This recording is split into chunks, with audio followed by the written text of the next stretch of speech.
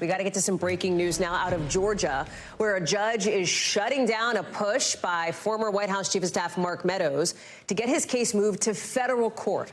Remember, Meadows is one of the 19 people who was indicted alongside former President Trump for this alleged scheme to overturn Mr. Trump's 2020 election loss in Georgia.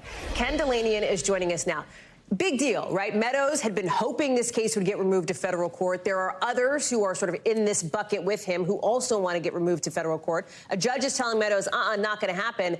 Explain why. It seems like at least part of the reason is because the judge is saying not enough of what you're alleged to have done had anything to do with your role as White House Chief of Staff.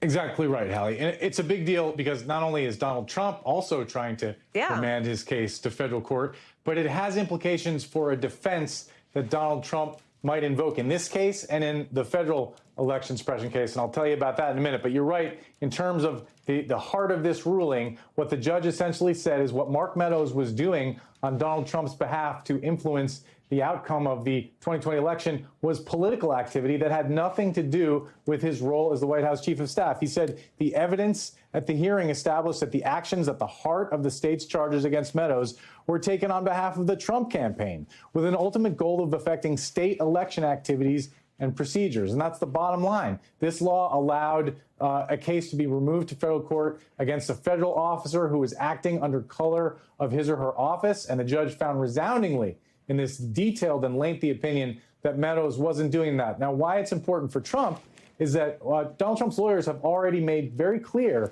that one of their defenses in both the federal and the state election cases is that Donald Trump was acting as president when he was investigating fraud and exhorting state officials to look into fraud in their states. And what this ruling makes clear is that that really doesn't hold up under scrutiny. Now, there may be different standards for the president, but in terms of the White House Chief of Staff, clearly acting politically, according to this judge. Does this affect, you mentioned something important here, which is that Donald Trump, of course, the former president, current Republican frontrunner, also wants his case moved from state to federal.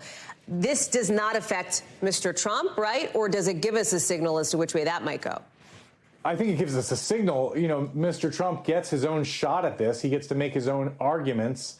But, you know, like, for example, the January 2nd call with Brad Raffensperger, the Secretary of State, where Donald Trump famously asked him to find that number of votes that Trump needed to win the state of Georgia. That comes up in this ruling because Mark Meadows was on that call. And what the judge said was that call was about influencing a state election. It wasn't about anything to do with federal duties. And one presumes that that would be the same standard applied to Donald Trump's role in that. But, of course, we'll have to see exactly what Trump argues, Sally. Thanks for watching our YouTube channel. Follow today's top stories and breaking news by downloading the NBC News app.